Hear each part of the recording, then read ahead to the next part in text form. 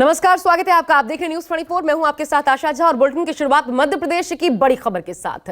दरअसल अब मध्य प्रदेश में बदलते सियासी तैयारियों की हम बात करने वाले हैं, जो 2024 के लिहाज से बेहद अहम है।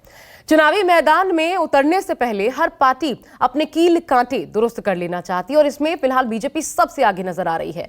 एमपी में बीजेपी ने प्रत्याशियों की दूसरी लिस्ट जारी कर दी है। ये लिस्ट चौंकाने वाली है क्योंकि इसमें केंद्रीय मंत्रियों समेत कई सांसद चेहरा बने हैं। यानी हर हाल में बीजेपी सत्ता में वापसी चाहती है, क्योंकि 2023 में ये रण भले राज्य का है, लेकिन ये जीत हार 2024 की पटकथा तैयार करेगी। देखिए राज्यों का रण कैसे बन रहा है 24 के लिए प्रण। हम लोग तो कार्यकर्ता हैं, पार्टी जो आदेश देती है उस काम को करते हैं। भारत माता की।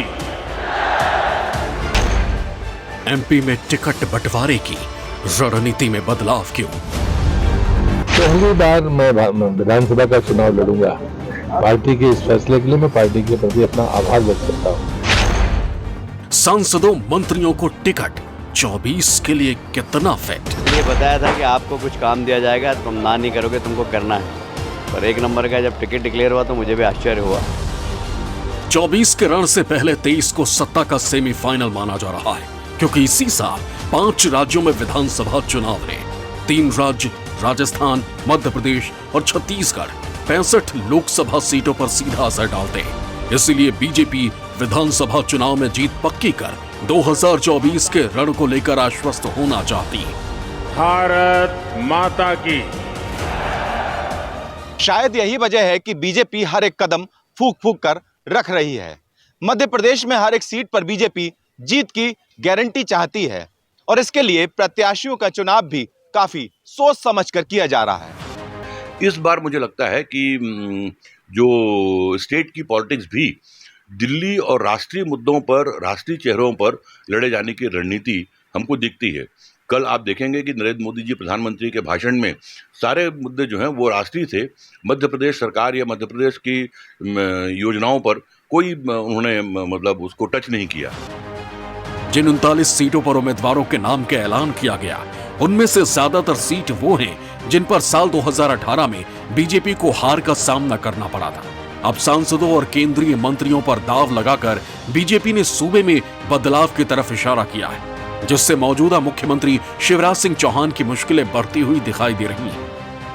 3 मंत्री के साथ कई सांसद हैं और राजनीति में अंतर्ध्यान हो चुके, जो कह रहे हैं भाई मैं तो अब सक्रिय राजनीति से हिस्सा नहीं ले रहा। विजय वर्गीय जी को इसलिए उतारा गया है कि दीवार पर लिखी हुई इबारत 3 बार अमित शाह जी गए, पढ़ ली उन्होंने, पढ़ लिया मोदी जी ने।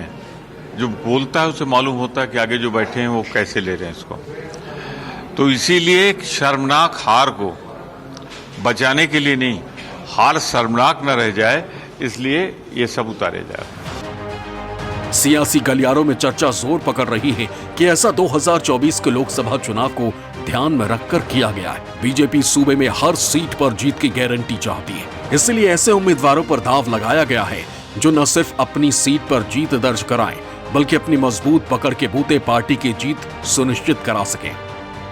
मध्य प्रदेश में बीजेपी के प्रत्याशियों की दूसरी लिस्ट ने चुनाव से पहले माहौल गरमा दिया है, लेकिन टिकट बंटवारे में बदलाव की वजह क्या है, आइए आपको यह समझाते हैं। तो इसकी पहली वजह है बीजेपी दरअसल हर सीट पर जीत की गारंटी चाहती है।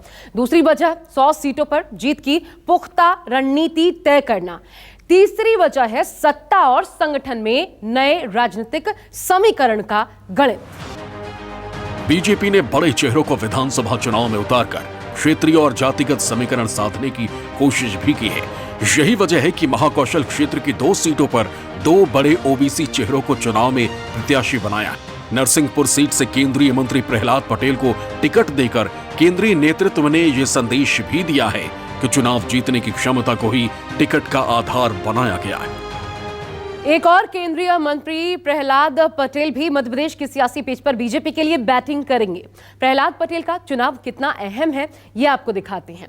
प्रहलाद पटेल दरअसल बीजेपी में बड़े ओबीसी के नेता हैं। महाकौशल में प्रभाव है, यहाँ ओबीसी वोटर्स से ज्यादा है। छोटे भाई जालम सिंह उनकी जगह हो सकते थे, लेकिन सर्वे में उनकी रिपोर्ट खराब आई। राकेश सिंह को टिकट क्यों मिला, आइए अब ये दूसरा चेहरा जिसकी बात कर लेते हैं, इनके बारे में भी आपको बताते हैं विस्तार से। जबलपुर पश्चिम को दरअसल कांग्रेस का गढ़ बनने से रोकने के लिए उतारा गया है राकेश सिंह को। पूर्व मंत्री तरुण भनोट के सामने उतारकर यहां बीजेपी ने उन पर बड़ा दांव खेला है।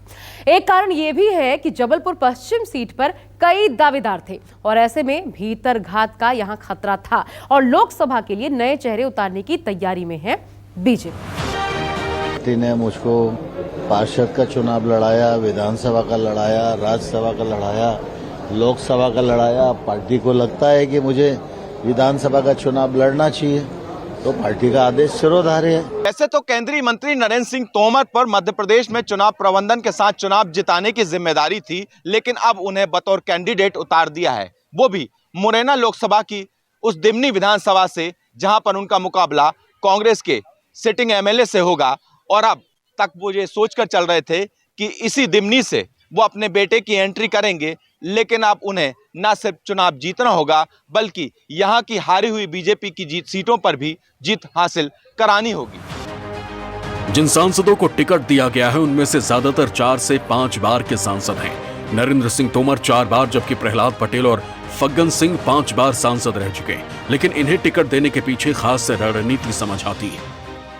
अब ये समझिए कि अचानक नरेंद्र सिंह तोमर को मध्य प्रदेश की सियासी पिक्चर में क्यों लाया गया। तो दरअसल नरेंद्र सिंह तोमर पीएम मोदी, अमित शाह के भरोसेमंद हैं। उनके नाम के ऐलान से ग्वालियर चंबल में कार्यकर्ता एकजुट होंगे और ऐसे में बीजेपी को जिले की सभी सीटों पर फायदे की उम्मीद है।